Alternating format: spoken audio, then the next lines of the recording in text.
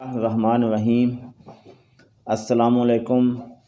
मैं हकीम नूर Ahmad Chaudhary Numan care centre की जानिब से आपको खुशामदीद कहता हूँ।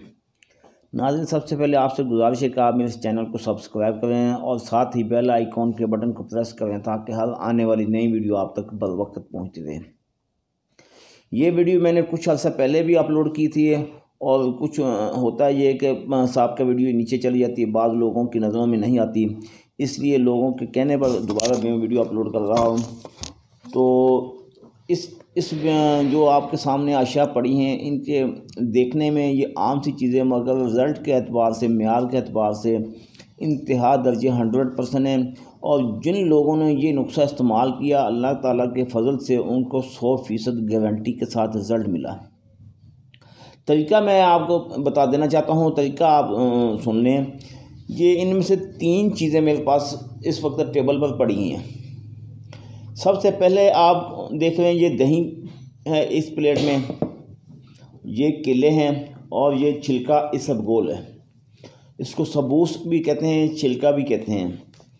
तो इनके फ़वाइद जो हैं वो पहले मैं आपको बता देना चाहता हूँ। जो गर्म मज़ाज के लोग हैं, ख़ास तौर पर इस वक्त, तो भले वो पाकिस्तान हो या अरब कंट्रीज़ के ममालिक हों या यूरोपियन ममालिक हों, हर बंदा यही कह रहा है कि मेरे मज़ाज में गर्मी है, मैदे में गर्मी, बॉडी में गर्मी, मनी पतली हो गई।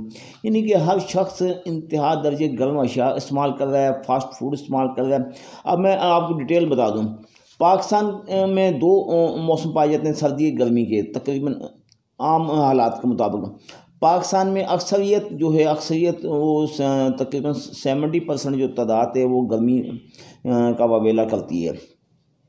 जबकि जितनी भी अरब कंट्रीज़ के ममालिक हैं वहाँ तो ऑटोमेटिक है ही गर्म मौसम। उनका तो कहना ही क्या है, वो तो अगर कहेंगे गर्मी होगी तो वो हमको इस बात पर कतई तौर पर इस बात को मानना पड़ेगा कि वाकई ही गर्मी है। अब चलते हैं यूरोपियन ममालिक की जानिब। उधर का मौसम तो ठंडा है, मगर उनकी खुराक जो है उनकी मजबूरी बन चुकी है गर्म अशिया इस्तेमाल करनी। अगर नहीं इस्तेमाल करेंगे तो मौसम की ठंडक उनको इंतहा दर्जा नुकसान दे सकती है। फिर वो क्या होता है, वहाँ वो फास्ट फूड इस्तेमाल करते हैं, बर्गर, पिज़्ज़ा, शवारमा, या इसके अलावा गर्म चीज़ें भी इस्तेमाल हो जाती हैं। बाद लोग अपनी तबीयत के मुताबिक इस्तेमाल करते हैं, बाद हद से ज़्यादा इस्तेमाल कर जाते हैं, क्योंकि उनको इल्म नहीं होता कि इसकी मिक़दार खुराक कितनी है। इसलिए अगर हद से ज़्यादा इस्तेमाल हो जाएगी तो ऑटोमेटिकली तौर पर जो भी मेडिसिन जानी है वो मैदे में तो जाएगी ना, फिर मैदे में गर्मी होने का अंदेशा है। हाँ, मज़ाज 2 किस्म के बदन उनके हो जाते हैं। यानी बॉडी का मज़ाज असाबी होता है, यानी ठंड महसूस होती है, बलगमी महसूस होता है, मगर मैदे का, जिगर का, मसाने का मज़ाज अलग हो जाएगा। इनमें थोड़ी सफरावी कैफियत वाक़या होगी, यानी गर्म मज़ाज इसमें शो होगी।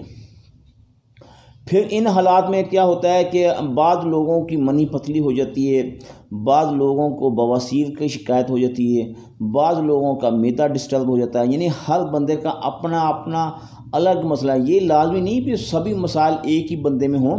यानी कि किसी को बवासीर का आर्जा हो जाता है, किसी को मर्दाना अमराज का मसला आड़े आ जाता है, किसी की मनी पतली हो जाती है, कोई मैदे की शिकायत करता है। जिस तरह की कैफियत, जिस तरह की शख्सियत, वैसे अमराज लाहक हो जाते हैं।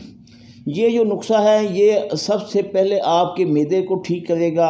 आपके मैदे में गैस है, कब्ज़ है, तज़ाबियत है। हाँ, बाज़ लोगों का अल्सर इस हद तक ज़्यादा हैवी हो चुका होता है कि वो यूँ ही सालन इस्तेमाल करेंगे, यानी खाना खाया आधे घंटे बाद पखाने की हाजत आएगी।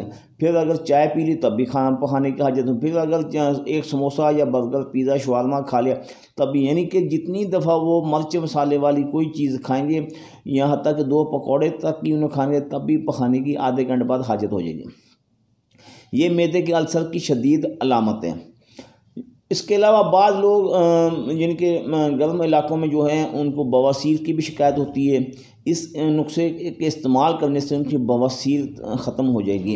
यानी अगर पखाने के साथ ब्लड आता है या पखाना इंतहा दर्जे खुश्की के साथ आता है, रोज़ाना पखाना नहीं आता, ये उसके लिए इंतहा दर्जे मुफीद है। फिर बाद लोगों की मर्दाना अमराज है जो कि आजकल 90% बल्कि 90 अगर 95 कहूँ तब भी ठीक है, 95% लोग अमराज मर्दाना में मुब्तला हैं, जिनका टाइमिंग बहुत कम है, नफ्स में शहवत नहीं है, और यूँ ही बेगम के पास जाते हैं हल्के से कतरे आते हैं, यूँ ही कतरे आएंगे तो अनजाल हो जाएगा, या कतरे आएंगे तो नफ्स ढीला हो जाएगा। यानी कि ये 2-3 अलामात मेन हैं, यानी कि नफ्स में सख्ती ना आना, कतरे आ जाना, टाइमिंग का ना होना, या बाज़ औक़ात हल्की सी शहवत आना, और पेशाब की आगे पीछे लेसदार रतूबात का खारिज होना। ये तमाम जो अलामात हैं सिर्फ मनी के पतलापन होने की अलामत है। इन हालात में ये नुस्खा आप इस्तेमाल करेंगे तो अल्लाह के फजल से एक बार इस्तेमाल करने से आपकी तमाम परेशानी ख़त्म हो जाएगी। चूँकि हर इलाके के लोगों को अपने इलाके का मौसम का अंदाज़ा होता है, वो कितने दिन इस्तेमाल करें। यानी अगर कोई अरब कंट्रीज़ में बैठा है तो वो अगर 2 महीने भी इस्तेमाल करें तो उसको नुकसान नहीं होगा।